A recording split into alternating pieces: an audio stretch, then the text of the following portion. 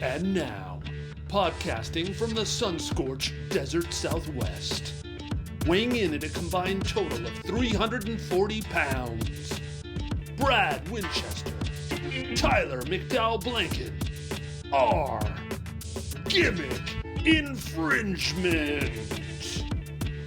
Welcome, everybody, to the Gimmick Infringement Podcast. I am Brad Winchester, and with me, as always, is my tag team partner, Tyler McDowell-Blanken. Tyler, I told you off air, this is really important. I'm tired. How are you today? I can confirm. You did tell me that, and you have good reason. I was listening to your week. I always know a little bit or a lot about your week, but then when you recounted for me, I'm like, how in the world is this guy doing this? Absolute workhorse Jones. I am a little tired as well. Definitely not at your level. I have no reason to be. But yeah, the week was super busy. Pretty good overall, though. Last night, the U of A men's basketball team beat UCLA and won the Pac-12 championship. So I was watching some of that and perhaps stayed up a little bit too late later than I planned. But all is well, man. Super excited to see you. I can't wait for our discussion today about wrestling and more. So I'm stoked to be here. Yeah, I stopped watching basketball last night after I watched the Suns drop to the Kings. So but 4-game winning streak. Yeah. The Kings I think they're going to surprise some people, man. I'm not ready to predict it yet because it'll depend on the matchup. But to me, it seems like it's trending to them winning a first-round series this postseason, which would be huge for Sacramento. Did they give a timetable on KD? Because we haven't talked about that on there yet. Yeah, ankles aren't supposed to go that way. So yeah, first of all, the injury itself was so freaky, and it was one of those clips where you see it online, like you see it on Twitter, and you ask yourself, did I you do your Booker T? Tell me I did not just see that. And it was so freaky. I thought it was more of a bruise to an ego. Like, oh, he fell. That's kind of embarrassing. He'll get back up and he'll be good. To answer your question, I've heard 2 weeks, definitely gone, likely or definitely gone for the rest of the regular season, but hopefully back in time for game 1 of their first round matchup, whoever they face. Yeah. So 2 weeks, not good, man. No, it was so promising. And then it was just in warmups. Like, I know. Unbelievable. You see him come down, and it's so lightning fast when you watch it in real time. I didn't think anything happened. I thought, like he just slipped and was like, oh, I'm going to go down because I'm embarrassed. And maybe they'll Paul Pierce him to the toilet. But they forgot the wheelchair. Yeah, right. Yeah. And then they did the replay in slow motion, and you just see the guy's ankle and his foot go the wrong direction. And it's just, brutal. And that's the inherent risk with this trade and so many like it in sports, is that, if one injury happens, whether that's to KD, Chris Paul, or any of their big four, the title chances are significantly less. So this was a concern. We knew it would be. And like you, I just hope he can get right and we can, brace ourselves for a really exciting postseason. Hopefully he can come back and surprise us in many ways. Speaking of surprises, Tyler, I don't know why I've known Queen. We all know Queen Latifah, right? Like, this is something we were talking about. We all should. Yes. We better. She's amazing. Yes. Incredible. The equalizer. And until just now, I didn't put it together. I'm like, well, that can't be, that's not a real name. And when I looked it up, I saw that her last name was Owens. And I went, okay, that's cool. And then I looked at the name again and I was like, what? Wait a second. Latifah? Her name's just Notes. Her name's just musical notes. And it blew my mind. I had no idea. I'm sure there are tons of people out there that are like, how did you not know this? Well, it's because we don't say Queen Latifah. Nobody says it like that. So you say it a different way, even a little bit. Like, our dog's name was DOG, not DOG. You just change the cadence a little bit and it's suddenly it's different. So blew my mind right before coming on air here. I don't know, man. If that shocked me, I can't wait to see what the rest of the week is going to look like. And I can't wait to see what your first WWE question is for me. Yeah, man, let's go ahead and roll into it. That's so funny. You're so right about Queen Latifah. We literally had this breakthrough right before we clicked record. So we're still processing it. And like you, I was not hip to that knowledge at all. But on to our wrestling talk, WWE. And now, it's time to talk WWE. Have your prompt. Our Wrestlemania weekend is starting to come together. I think it's in what, Brad? Less than 20 days. We confirmed it. Just Something like that. Yeah, it's 2021. I don't even know. Yeah, it's really quickly. yeah, From yeah. from this recording date. Yes. It's pretty surreal. Yeah. The match I'm most looking forward to, Carmelo Hayes versus Braun Breaker for the NXT Championship, was confirmed this past week. John Cena returned to Raw and officially challenged Austin Theory. We have a really intriguing 6-woman tag, Damage Control versus Becky, Lita, and Trish. Mm-hmm. Gunther seems poised to face Sheamus or Drew McIntyre, or both. Point being, the card is going to be awesome. We know this. What's not awesome? My favorite wrestler on the roster does not have a clear path to the biggest show of the year. Brad, my very selfish question. Book a route for Ricochet to make it to night 1 or night 2 of WrestleMania.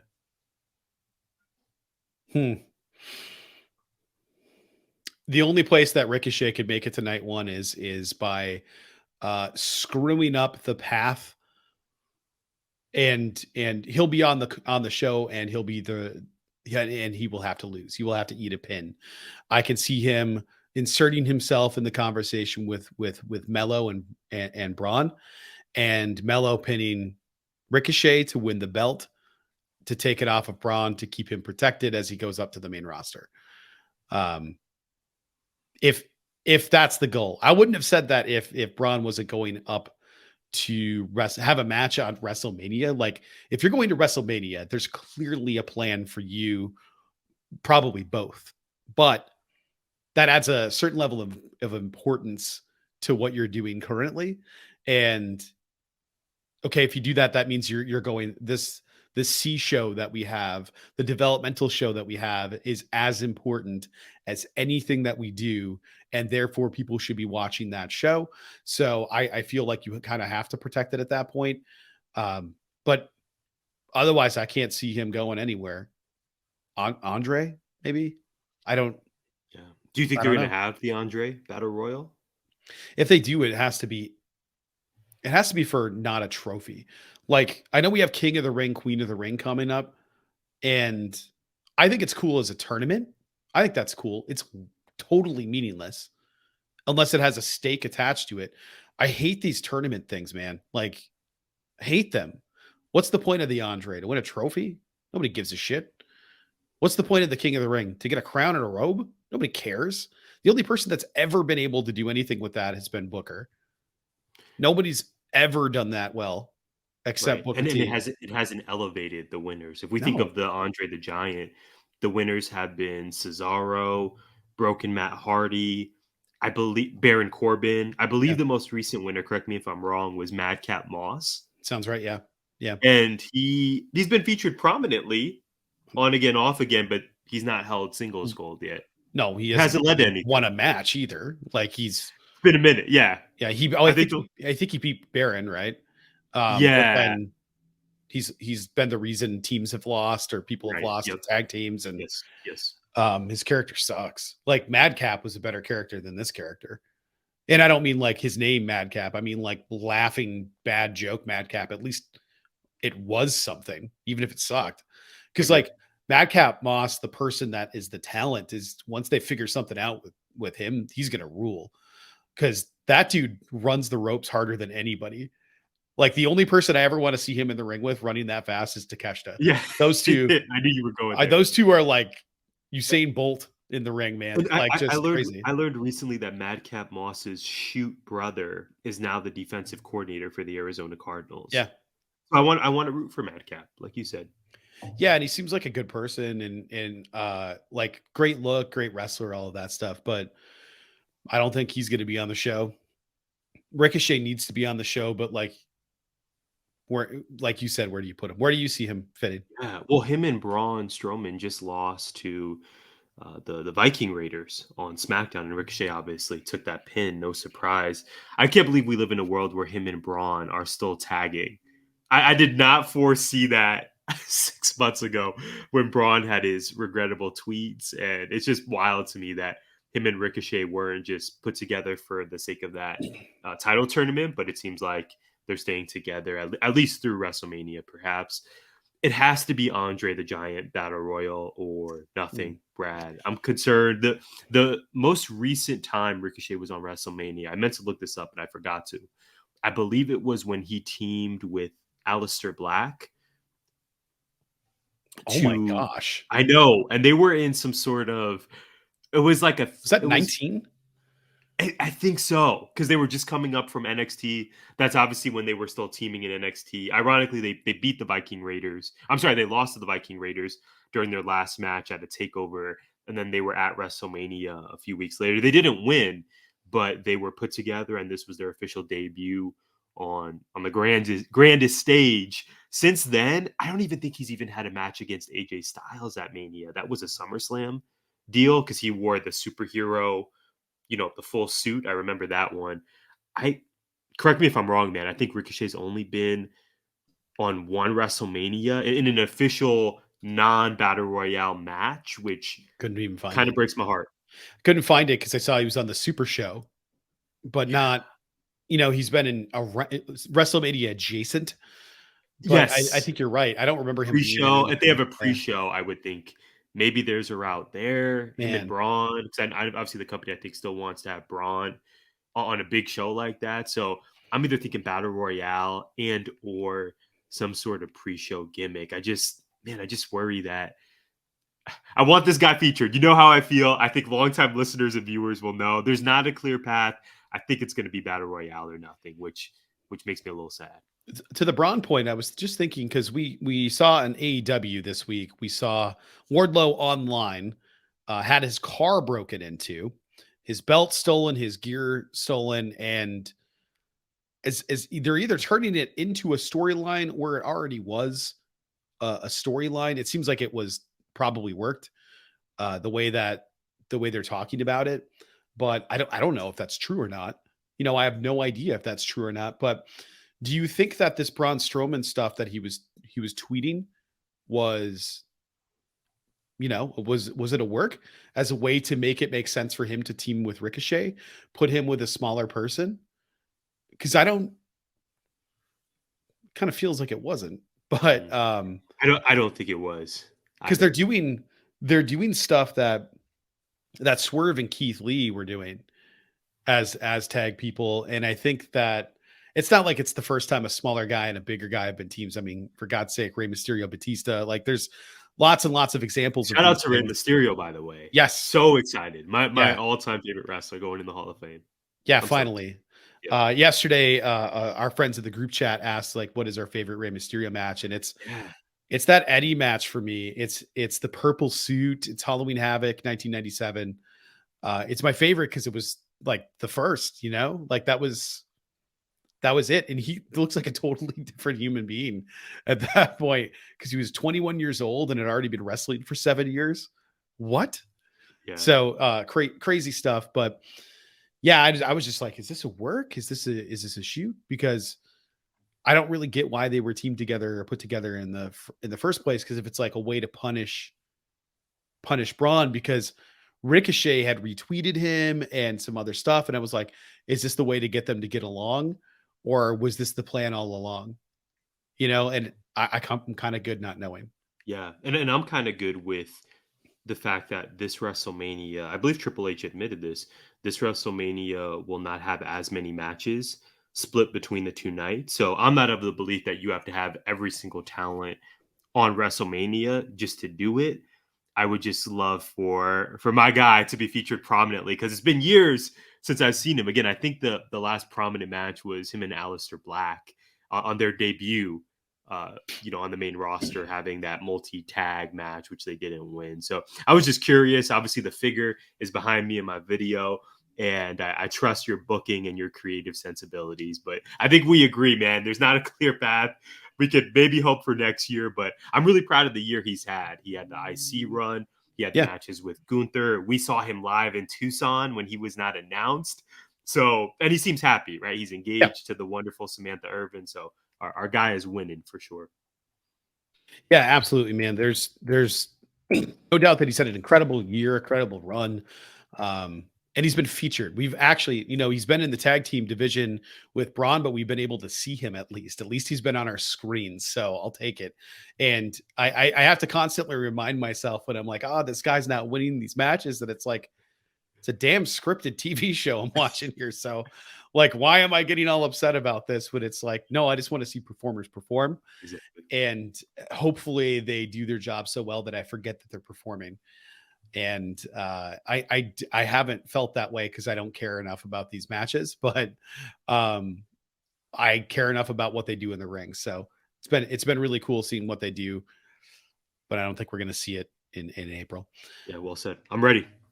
Okay. I don't have a lot of lead up to this, but we remember famously, and it's been advertised recently, the John Cena Rock promo leading up to their match when John brought up the script on the wrist to Rock. And you could see the visceral reaction from Dwayne in the ring. Like that was real. That was not he stopped dead in his tracks and went, what? And then he was legit threatening him. And you could see DJ call him an F and Mark on the way out. I loved all of that, man. I loved all of that. But John Cena has had a history of just going after people and not really being afraid of what happens. This week, to set up the match with Austin Theory, John Cena told him no. And he also told Austin Theory, it doesn't matter what happens with you because nobody cares. If you win, you lose. If you lose, you lose. And he's got a point. If he wins, people are going to hate him for winning because it's going to feel like he's getting pushed and there's no reason because we don't care about him. And if he loses, what else does he have left? He loses the belt. He loses credibility, all of these things. And then the audience is glad that he lost. And then what do you do with him from there when he's already had a quasi redemption arc? So here's my question for you. Did John Cena go too far by telling the truth, especially with the piped in crowd noise line, which I did not expect? I love how you phrased the question. Did he go too far? I thought you were going to pause there. By telling the truth.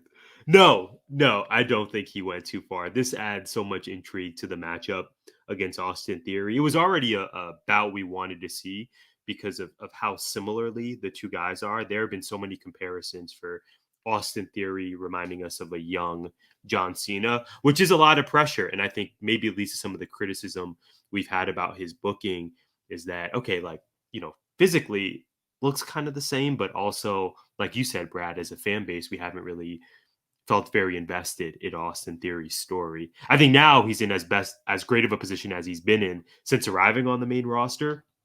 But this was the same guy who was the lead character, one of the leads in that egg story at Survivor Series, when we were basically all but guaranteed The Rock's return. And instead, we just got an egg and a promotion for a Dwayne Johnson Netflix movie. Anyway, we're definitely on greener pastures now. No, John Cena did not go too far. This was so great. You pointed this out, Brad. Cena bringing up piped in crowd noise is a line I did not think I would hear this year on WWE programming, nor ever watching WWE. So there was that. Like you said, there was the acknowledgement of there's not a lot of care for your character these days. Crowds don't really react. It was snug for sure, but I loved it. I don't know if him and Austin Theory spoke about it beforehand. Shout out to Taz, by the way. Yes, I'm not sure. Indeed. I'm not sure what the conversation was behind the scenes. There could have been, maybe there wasn't.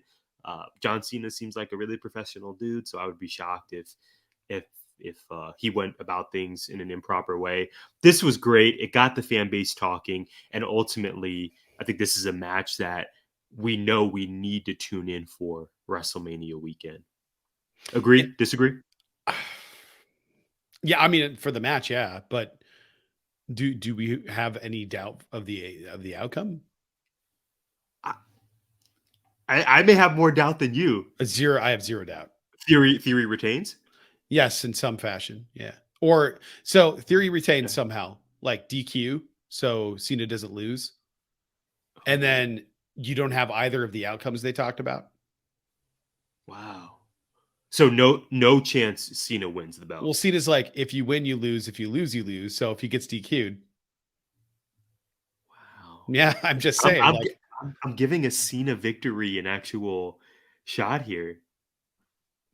Do you really think he's going to do a program after WrestleMania? No, I think he would for sure drop it the next night on Raw. To Jay White? Exactly. Jay White, Braun Breaker, somebody. I could actually really see a Braun Breaker. I could see Jay White debuting at WrestleMania, Braun Breaker the next night beating Cena for the belt. Mello beats Braun. Braun's mad and he comes in and wins the U.S. title right away? 100%. Yes. And ideally all this to be managed by Paul Heyman by the end of the year. And that was that.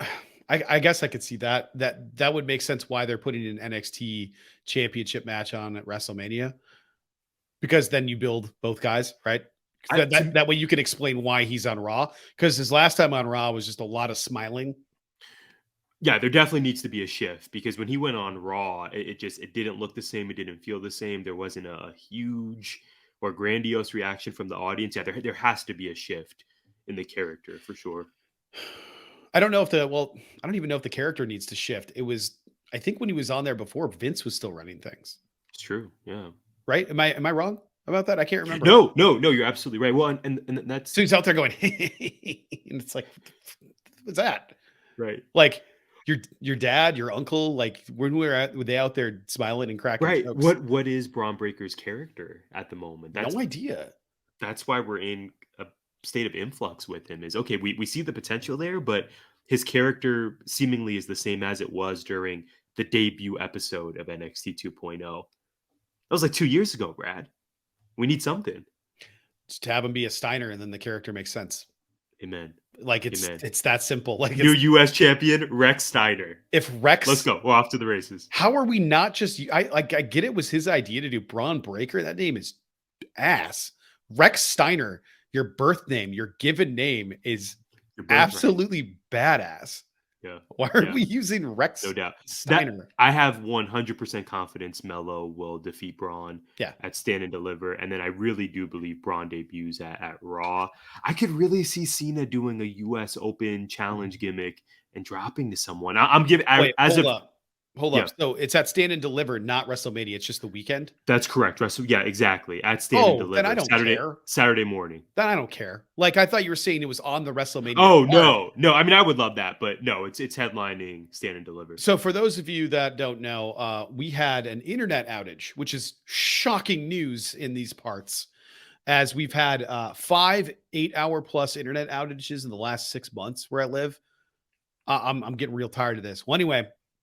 TV went down as well. I didn't get SmackDown at all this week, so I was recapping from the interwebs, and I thought for sure you were telling me, "Oh yeah, they're putting Mello and Braun on the main card of WrestleMania." And I was like, "Hot damn, let's go, let's go!" Oh, now I don't care.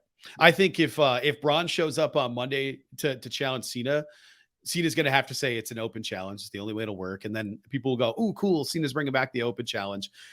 Is anybody going to care if Braun comes out? Because I think it's going to be a Gargano reaction. It was like half the crowd was like, "Oh, yes, Johnny Gargano. I know him. He rules. This is going to be great." And the other half went, "Who's this guy?" Like, I'm worried that will happen. And now we just have another Austin Theory on our hands. Somebody that's pushed to the moon as soon as they get there. I don't know, man. Jay White would probably be different, but I don't know because he's established worldwide. That one I could see. To me, that would be much more likely. But I can also see it working better for Braun if Theory retains somehow. He can lose the match and still retain if he DQs. come in on Monday night and say, I'm still doing the open challenge. I beat John Cena, blah, blah, blah. And then Braun come in and beat Theory. If Braun beating Theory would make him instantly a babyface, huge over babyface versus Braun fighting Cena. I can't see that because you can't win in that situation if you're not established. Like you just can't. Wow. So maybe on the main roster, I mean. Theory. Yeah. Yeah. It's intriguing. I did not consider that possibility. I would rather flip it around. Yeah, I would rather see that anyway. I love John Cena, but like, I don't. He doesn't need to win a championship in 2023. And to me, honestly, I would love Theory defeating Cena clean. I think Theory's in a place where we're starting to see some hope for this character and maybe some better crowd reactions. Thought he had a really good showing at Elimination Chamber. Him beating Cena would be by far his biggest win, of course, in the company. And if Theory is one of those pillars for you moving forward, Cena's right here. You don't know when you're going to get this moment again.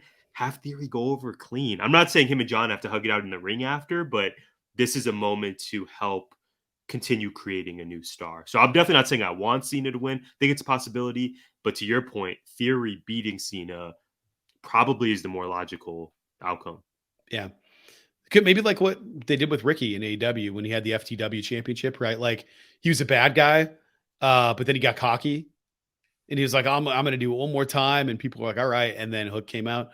Maybe Theory beats him and he's like, I'm better than everybody. I'll do it one more time. And then, I don't know. He doesn't have a Hobbs to beat the shit out of him, I guess.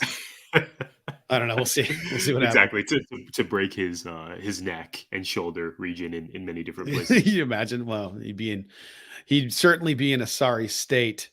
And Tyler, it's time for something we haven't done in a long time. And it's time for the state of 19 media. Play the music.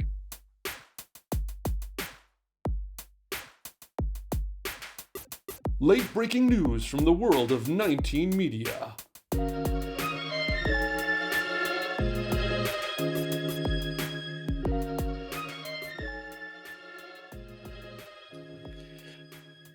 As I scroll down, I'll edit this out. It's too far on the dock. If this stays in, I want you to know we have a document. And I was like, oh shoot, I don't know if Tyler's first. Okay. Leave it in. Small Town USA released their new episode. Join Jess and Carmen for their latest invention, the town that's a big tool, as they traverse through Tuele, not Tool, Utah. I love this. I love us. On the latest episode of Close Up Magic, friend of the show, former guest of the show too, and Orlando Magic superfan Stephen Cameron answers the question, can the Orlando Magic still make the play-in? Check it out. Mo dropped a new episode of Hidden Gems Golf. Tap in and hear his thoughts on the recent event, the Players Championship, just outside Jacksonville, Florida, which we'll be talking about people from Jacksonville very soon. Very soon. Jabari Davis, formerly of 19 Media and now producer for iHeart, is doing great work on the podcast Miles and Jack Got Mad Boosties, an NBA podcast. You can check him out, and you should check him out at Jabari Davis NBA on Twitter. Our guy Desmond Powell dropped a new episode of Hip to the Games. Check it out and hear his breakdown of Queen Latifah's classic song, UNITY, Unity. Speaking of hoops, I know we mentioned that during my last read, the fellas at the Baseline NBA podcast welcomed Coach David Thorpe of True Hoop to their show this past week. Tap in and hear an insightful conversation about the Suns and Celtics. The crew of the Late Night Lake Show dropped a new episode. Check it out to hear their excitement about the revitalized Los Angeles Lakers squad as they march forward on their quest to make the playoffs. We mentioned Mo earlier. Shout out to our other 19 co-founder, Warren Shaw. He released a brand new edition of Dope Interviews. Check out his conversation with Carla Simone Spence, actress, to hear about her new project. She was amazing, Brad. I think Warren does really incredible work with Dope Interviews. So shout out to Warren, shout out to Carla. Great actress, new series, definitely worth your time. Check it out today. Finally, shout out to Mike Steff, former GI guest and fellow podcaster. Check out his new show, The Salty Thoughts of Mike Steff, for passionate commentary on the latest news in sports, professional wrestling, and New York politics. I started listening to the premiere part 1 premiere episode of the Salty Thoughts of Mike Steph. What an opener. We love Mike around here. His guest is familiar to GI fans in one Tyler McDowell Blanken. Check it out. Support our friends. Support the people that we're in the network with. We really appreciate it. And thank you for listening to us on that. And 19's doing really good things right now. Yeah, shout out to Mike. That was amazing.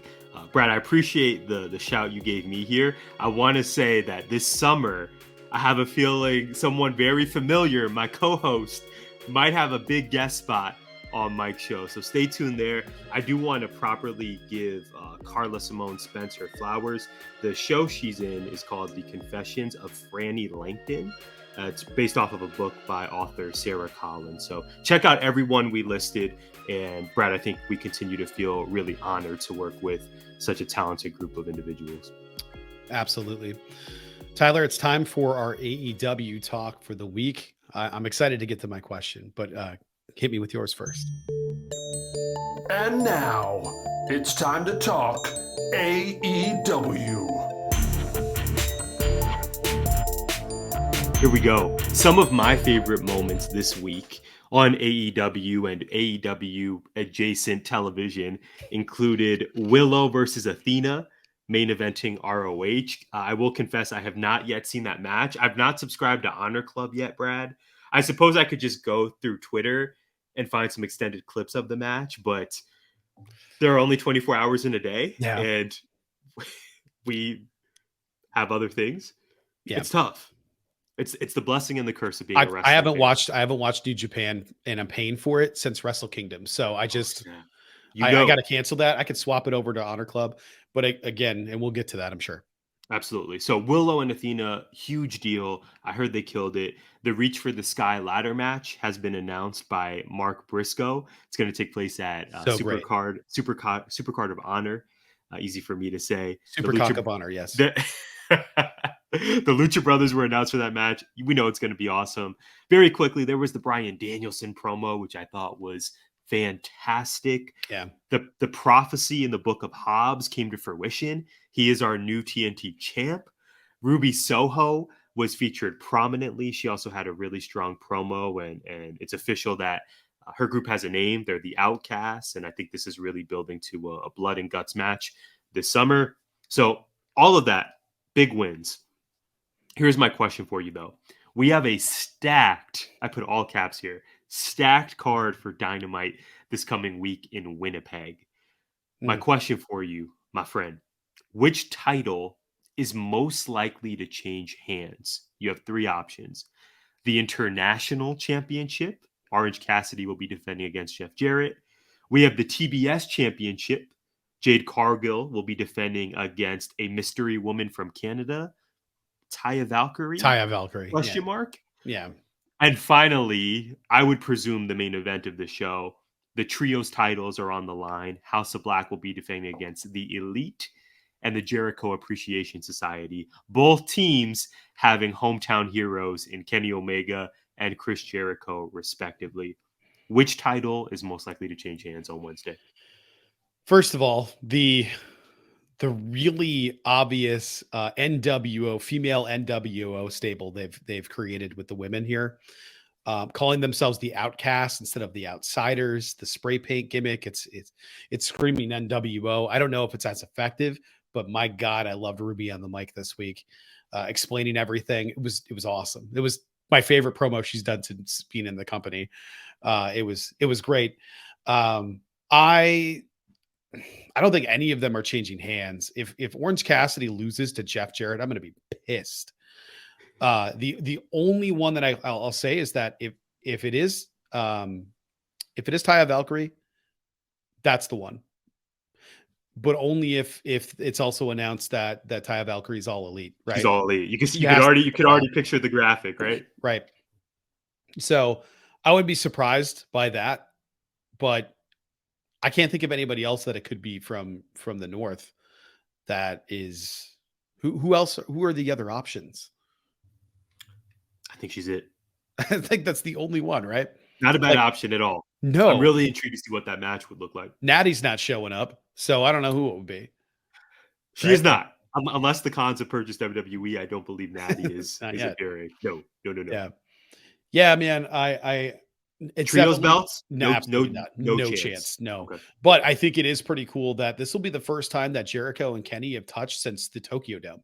That's wild, They right? haven't been in a ring fighting each other. That's crazy to me. I know. Omega even said on the mic on Wednesday, we've avoided each other, we stayed out of each other's business, but now we're going to reignite this. Amazing. I love that he's like, "Hey, Chris," or whatever. I loved that so much. Yeah, very And I calm. thought what Don Callis did on the mic was really good too. He got booed immediately because they're like, "We don't want to hear from this guy. We don't care if they're baby faces. You're not. You'll never be." I kind of like that reaction from the crowd. But saying like, if I got telling Chris he's the second best wrestler from Winnipeg, and if I got in better shape, He'd be third. you'd be the third. Yeah, I thought that was awesome. This guy is feeling himself. He came ready. I'm not mad at him going full heat check mode. I couldn't even remember his wrestling name. Do you know what it is? It's not the Jackal. That was a manager name. I should know. Was it Cyrus? Yeah, it was Cyrus. Yeah. Cyrus. Yeah, it was Cyrus. Wow. Yeah, Wow, great I do job, remember man. that. What a memory. Oh my Yeah, goodness. I don't think anybody changes unless it's Taya Valkyrie. Then I can see it happening. But I also feel like there would have to be some sort of tomfoolery to cause Jade to lose at this point. You've made Jade into this monster. So unless I don't know. I got nothing, man. I don't think it's going to be the international. Jeff Jarrett winning that would piss me off. I would immediately say throw that belt in the trash. It's lost everything for me. Giving it full 24/7 treatment. Yes, I just like Jeff Jarrett. He's 85.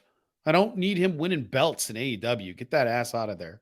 Like him hitting Orange in the knee with the guitar, it sets up the angle for the match. He can attack the knee and we'll get the struts. We'll get all that stuff. It'll be fun. But ultimately, I want him orange punched in the face or in the nuts or something. Like I want him to lose. I don't want to see Jarrett with the belt. If he wins something else, if they did in fact have something like that, even if he beat Max and got the Dynamite Diamond ring or something, I'd be fine with that. I don't care. But I don't want to see him. I don't think Jeff Jarrett would want to see it either. But I will say that I've enjoyed his work in AEW. He's good. It's just also why there's so much younger talent, but it's not like I haven't enjoyed what he's done in AEW. Even if I'd rather see somebody else in those places, I think that matchup is going to be a ton of fun. Like no doubt that's going to be a ton of fun. If he wins, I'm going to break my TV. You would probably be within reason. I don't think Jarrett winning is the move. I do want to give a shout out to Orange Cassidy though. I recall you and I speaking about him and his then All Atlantic title run maybe a month and a half ago on this show. Mm-hmm. And he has really made that belt, Brad. Yes. That belt feels like the worker's belt in AEW. Yes. I just, my love for Orange Cassidy. I know you have the same affection for him. He's done incredible with it. I'm not ready for the reign to end. I agree with you. House of Black should not and will not drop the trios belts. That leads me to Jade versus mystery opponent. I know dropping the belt at 53-0, Jade's 54th match, isn't the sexiest way to go out. 50 would make a lot more sense. Maybe even 60 would make a lot more sense. But something is just telling me Jade feels a bit stagnant. There hasn't been a lot of shift or movement or progress with the character. Yeah. You're in Canada. It would get a huge pop. It would be pretty shocking. I think I'm predicting that's the belt that changes hands on Wednesday. And not even if a belt changes, I think this is the moment to change the TBS title. And Jade now has a reason to fight again and to be hungry again. And maybe she comes after Jamie Hayter, which that's a dream match. Give you that maybe as the main event of Double or Nothing. I don't know. Please. I'm going to predict, I love Jade. I know you do too. I think Wednesday is when she drops the belt. I'm going to go ahead and agree, and we'll leave it at that. I think it's the only logical conclusion to that run she's had so far where it's kind of like there's been moments where it's like, oh, this could be it. Yeah. And that's been great, but she's run through everybody. Yes. And the people that were like the credible people are all injured. We don't Chris even know if Statlander. Chris is ever going to wrestle again. Like her knee is effed up. We spoke about Kevin Durant earlier. I think there's a lot of similarity here where when we're talking about sports, whether it's pro sports, sports entertainment, pro wrestling, injuries occur and plans change. You cannot convince me that Jade was not going to lose to Chris Statlander at All Out 2022. Yeah. That was the plan because we knew things would be stagnant. Chris was the clear choice, but unfortunately she got injured and the TBS title's kind of been in flux since then. Yeah, we've had more changes in the women's title, the world title. By far. And it's wow. We don't know if Thunder Rosa's coming back because her back got all messed up. We don't know if Chris Statlander's coming back because her knee like got blown out everywhere. We just don't know. And those are two of the top talents that AEW has. Forget divisions. Those are just two of the top talents. And if they can get them back, that women's division, and then if you sign like Taya, oh my God, the women's division's on fire. So if you were Tony Khan and you knew, say, we obviously don't know this, but let's say Chris Statlander is good to go for Double or Nothing or even All Out this year, and you know that is the timetable, would you rather wait until May or more realistically even August to have Jade versus Chris rather than the big hometown pop this week? Because I think I would. I think I want to see Chris versus Jade. I want Chris to be the one. But I don't know if we can wait till 2024 for that. I would rather see that, but that's a long time away, man. That's too long. It's too long. So you'd pull the trigger with Taya, assuming it's Taya. I don't know if it would be Taya. Like Tony doesn't have the belt anymore. Maybe it's Tony. Heel Tony. That one would make a ton of sense to me. Like, I don't remember did we even get a Nyla versus Jade singles match yet? We did. We got it at a pay-per-view. I'm going to say either Full Gear or Double or Nothing last year. Man, I can't even remember it. It was probably a quick match, right? Yeah, it was definitely on one of those shows. It was I want to say it was under 10 minutes. Jade Sheeta would be good. Yeah, no doubt. Jade Riho, we've spoken about before. Didn't they have that match? I can't remember. I don't think they have yet. Oh, that would be a fun one. Just the size disparity, but get maybe off commentary for that. I don't want like, oh, bless her heart, she's 98 pounds. Look at this little lady. I think he said little lady. You kept saying little lady over and over and over again. You're like, you're burying your talent there without even knowing you're doing it because you're a dumbass. Like the time has passed him by to be doing commentary like that. And if that's what's happening, like just get him off of those matches. I love JR. JR is the GOAT at that job. And he always will be for me, but he fit in that era. And if he's going to call women's matches by talking about what they look like instead of, calling the match, then I don't want to see it like that. It really bothered me. The stuff she did, that German and that, like that, I don't even know what you call that. It's not a kip up. It's like that stretch up that Sammy does. Right. To get out of that pin. Yeah. Oh my God. And then giving Nyla a German after not being able to do it, but getting her dazed enough to do it. I thought that was amazing. I loved that. But it was like, oh yeah, she's so tiny. She's so small. And it's like, that's not adding anything.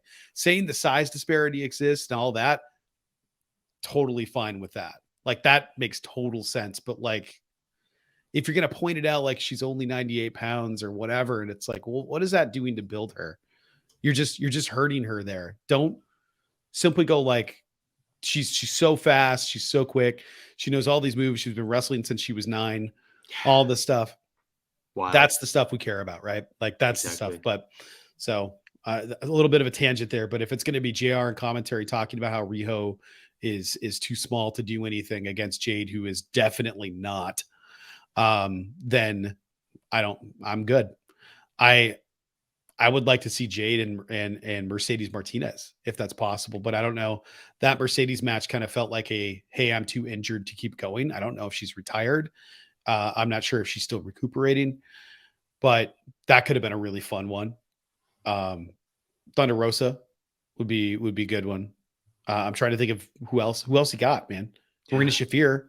done it, Yeah, I don't think and not she's great. her. No, No, no. I have nobody It's else. it's tough, man. It's just tough because Chris Statlander would be TBS champion right now if we had her healthy. It's tough. I think Jade drops this week. I'm gonna say maybe a 75% confidence. I really think this could be the moment, but part of me still wants that Statlander Cargill match. I just don't know if we can wait till all out full gear to get there, unless the booking of the TBS championship changes and really Yeah, ramps up, which could be possible. Maybe that's the outcome is yeah. Jade wins, but then we actually get significant booking from there. We'll see. We'll be tuning in. Yeah, we'll find out. Speaking of tuning in, here's my question, and it is about viewing.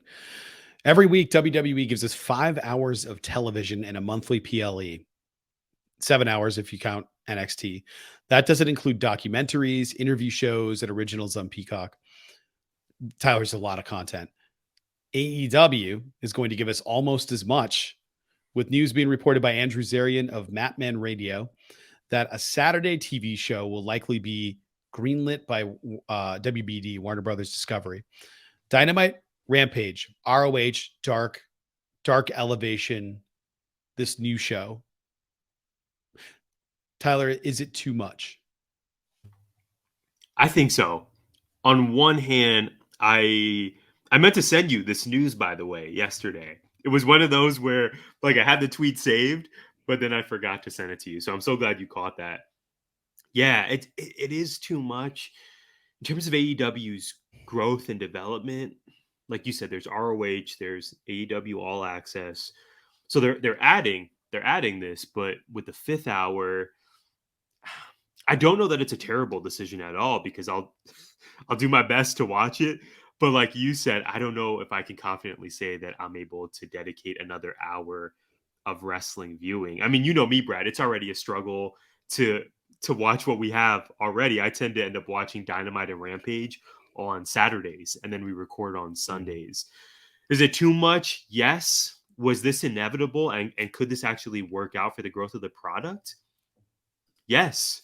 But we also know there are other wrestling companies, namely the largest one in the world in WWE, that you and I need to tune into as well. So too much, yes, but I'm definitely willing to give it a shot. How about you? Oh, of course. Saturday nights are when I used to watch wrestling. That was like one of the time, like you're just at home. There's nothing to do when you're growing up, and it's like, oh, Saturday, there's wrestling on TV. It's just the world has changed so much that I can get wrestling whenever and wherever the hell I want. Like there's just content left and right. I'm behind on like 3 shows that I like. We haven't finished Andor on Disney Plus because we watched that together. We haven't started the new season of The Mandalorian. And we're like rabid fans with that stuff.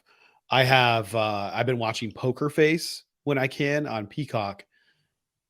And then, like I said, there's 7-ish hours of WWE television.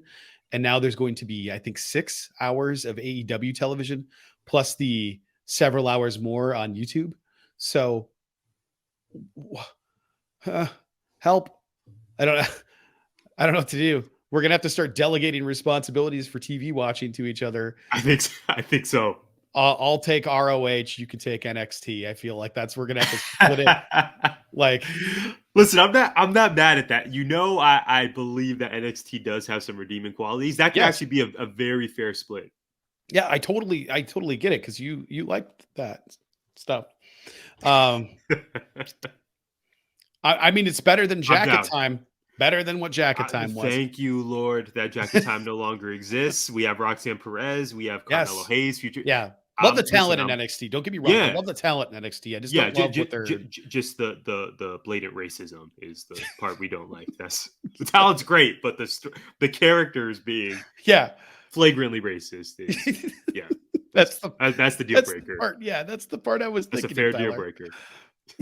That's definitely a deal breaker. They had Saray reportedly no longer with NXT, but they had Saray, and their gimmick was like she's a schoolgirl. Oh, it was so bad. Like and now she's gone, and we didn't even get a title run. Come on now. Anyway, I'm still down. Yeah, well, for me, it's been a deal breaker for a while, just because of I don't know, just didn't enjoy it. Not a lot of consistency, all that stuff, but deal breakers are deal breakers, and deal breakers, I'm sure, happened this week when the roses were tossed around or not. Tyler, I see there's an update on your board. Let's get into it. It is now time for another edition of A Rose from Tyler. And now, for a rose from GI's most eligible bachelor.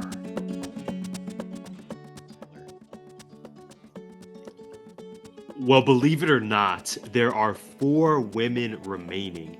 We are on the precipice of my favorite episode each season. Hometowns. Brad, it's about that time. Zach said goodbye to 3 women last week. So there were 7 to kick off last week's episode.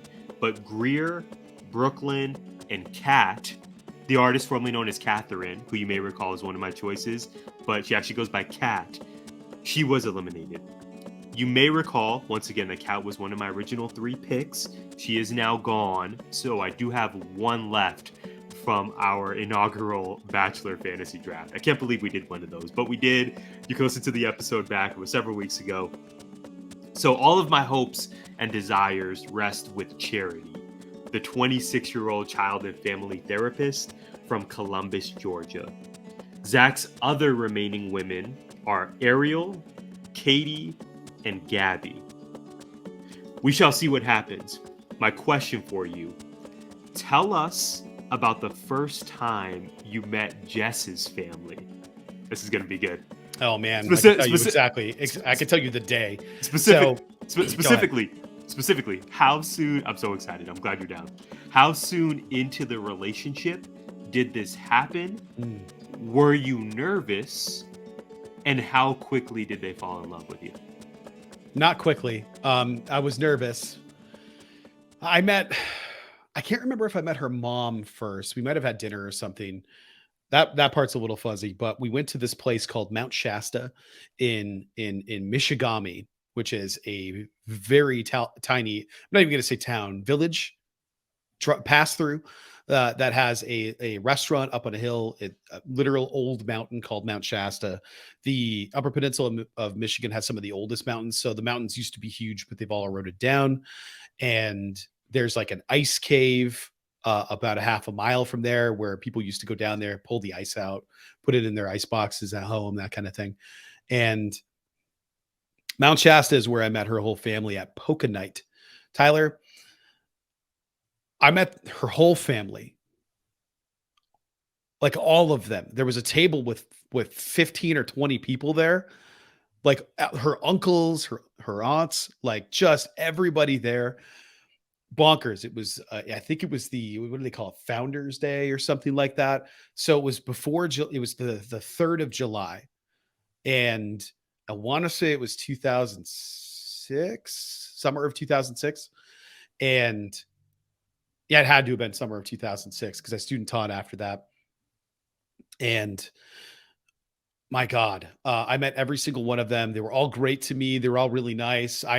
There was no awkward pause. It was just, I just sort of jumped in and it felt like I had always been there. It was really cool. Really? Like I just felt like I fit in. That's what we love to hear. So a funny thing is that the waitress and Jess can't get rid of her Upper Peninsula accent, her Yooper accent. I've gotten rid of a lot of mine. It's still there, obviously, but it's mostly flushed out. She can't. There's certain things that she can't, and it'll just leak out. But she's aware of stuff now. So we were ordering our food, and the lady that took our order came out. She's probably lived there her whole life. Came out and was like, "Today's special's a cold cut combo," just ridiculous. And I just like, is this you're bullshitting me right now, right? This isn't real. Okay. And she walked away, and I was like, "Did you hear that?" She's like, "Hear what?" It's like the way she was talking, like that was ridiculous, right? She's like, "I don't know what you're talking about." No idea. So we moved out here and we lived here 2007, 2008. Summer of 2008, we went back to Michigan to get married, and we got married, and we went to Mount Shasta the day after the wedding. And same deal. This time we went down to the ice caves. Well, that lady was still working there. So she came up, and cold cut comboed us again. And I was like, oh, that's the lady from last time. And she's like, what are you talking about? Like, listen. And she just cold cut combo. I don't remember what the actual words were, but it was a lot of this when she talked.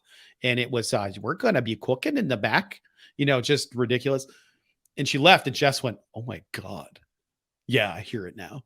And it took that year from being away, but I'll always have like really fond memories of that place of, hey, look how far we've come. Look how long we spent together. Our lives have literally changed the way we think and speak. And just by moving into a different state on the other side of the country. But I'll always have those really positive memories of meeting her family for the first time at Mount Shasta, at the Mount Shasta Lounge or whatever it's called. And yeah, really, really great times up by Lake Michigami. That's amazing. And how far into the relationship did you say this was? Months. Okay. I want to say we started dating, and maybe I have my dates off. We had been hanging out for months. We didn't actually I finally just told her, hey, I feel this way about you. I don't know if it's reciprocated or not. And obviously it was. And then we decided to go on a date. That's a story for another time because the first date was not a date. It was a damn haunted house. Scary ass house she used to live in, nightmare fuel, the stories that came out of here. I need Jess on to tell this at some point. This will need to be addressed. Oh, it's happening. It is insane, Tyler. And that was in May. It was the first day was my birthday. The day I told her how much I liked her was it was at my birthday party or after my birthday party. We just had cake and sodas and hung out, and then I left. That's and adorable. Yeah, that was it. But there was a whole bunch of people there. All of our friends were there and stuff. It was a good time. Yeah. And then shortly after that, it was meet the parents. So that was May 24th, and then flash forward to July 3rd. So those are the exact days. If you wanted that part. Great days, important days. Yeah, I often think about with my own life and this show, when is the proper time to meet the family? I can think of one particular relationship I had in the past where it just so happened the person I was seeing, she had a big dance performance. Maybe the second weekend we became an item. And so it was kind of inevitable. I can't say no to this because then she's going to think I'm just playing 2K and totally dissed her. Yeah. But also if I go, I realize that I'm meeting the family, which is maybe no big deal or could be way too soon to do that. It ended up being the latter in my mind. It was way too soon, man. It's like we have just started this and I'm already ingratiated with the family. Part of me wonders, we go back in time, would we change that and would things have worked out differently? There's much more to the story than what I'm sharing now. But I love that it worked out for you and Jess. I appreciate you sharing this. And yeah, man, those are two very special dates. Yeah, they really are. Tyler, what are you looking forward to this week? Well, I compiled a brief list here. In terms of the week ahead, I am super, super excited to see hopefully more Rey Mysterio content and appreciation, either from WWE directly or just the timeline in general. Love Rey and so glad he's getting his flowers. March Madness is kicking off this week. I am someone who, this may be a hot take. I may have told you this before, Brad. I prefer college basketball over the NBA. It's not a hot take. I don't know if that's shocking or not, but I feel like that's the majority of people. It's so much more exciting regularly. For the tournament. Yeah. It's a huge deal. The NBA doesn't have a tournament. We have playoff series. If we had a tournament, which are great. Of that, the playoff series are great, but give me a tournament. Yeah. Do it mid-season at the All-Star break or something. Yeah. And just do a tournament. I think it would be great. I'm here for it. I think that's very likely to happen in the next few years. So March Madness is kicking off. Obviously, I got on the cap for our viewers for good reason. Super excited about the U of A men's and women's teams and hoping they do something. Work is busy this week. I believe I typed about 5 U's in busy, Brad. There are events as soon as tomorrow. We record on Sunday. We release these on Monday. So starting Monday, there's events, there's visits. It's absolutely bonkers, but one day at a time, one task at a time. I think it's going to be a really great week. What's in store for you? Guys and Dolls opens Wednesday. We have shows Wednesday, Thursday, and Friday of this week. $5 at the door at Marana High School. What time? I don't know. 7. I'm going to be there at like noon, so it doesn't matter to me. I'm looking forward to the show. I can't wait for the show to start. It's always a great time. I'm also looking forward to the show just being done. I am tired. Like, can't stress enough how exhausted I am. I spent a good, I was trying to figure out the math yesterday from between work and then just going to work on the set. I did a 6:45 to 7:45 on Friday. And then yesterday I got to the school about 7:00 and left at about 5:00. So whatever that is in hours, that's just 2 days. And that was, a lot of it on Friday was by myself. And then I think most of it on Friday was by myself. And then Saturday, I had a ton of kids helping. I know they're all going to be really tired. Hopefully they slept in today. I'm looking forward to the show happening and being over at the same time. I'm just also looking forward to this is the last week, Tyler. Spring break is next week. I get to relax a little bit, maybe soak my hands in some ice, do something, maybe do something that's just fun for fun's sake and not, hey, it's fun because I don't have to do this thing that's involved. I am looking forward to getting started. My first reading assignments are in Foucault's book, The Archaeology of Knowledge. I started reading it. Holy shit, is this hard to read? But I'm looking forward to because I like a challenge, especially with that stuff. So looking forward to that. Looking forward to the week. Looking forward to connecting with you again. And like you, looking forward to see what Rey Mysterio stuff shows up on my timeline. Yeah, thank you for the reminder. I got a class starting tomorrow as well. I should probably watch some videos and print some syllabi or something. Yeah. But yeah, man, looking forward to the week. Obviously, we'll check in and see how things turned out on our next episode. But thank you all so much for joining us for this edition. Hopefully by now you know where to find us. We're at gimmickinfringementpod.com. Brad is at Winduster on Twitter. I am at Tyler J. McDowell. We are at GIPod19, and we hope you'll join us for the next one. Gimmick Infringement is a part of 19 Media Group. You can listen to us on Good Pods, our premier partners, and Apple, Spotify, iHeartRadio, or wherever you find podcasts. You can also find us on YouTube via the 19 Media Group channel. Please like, subscribe, comment, and share.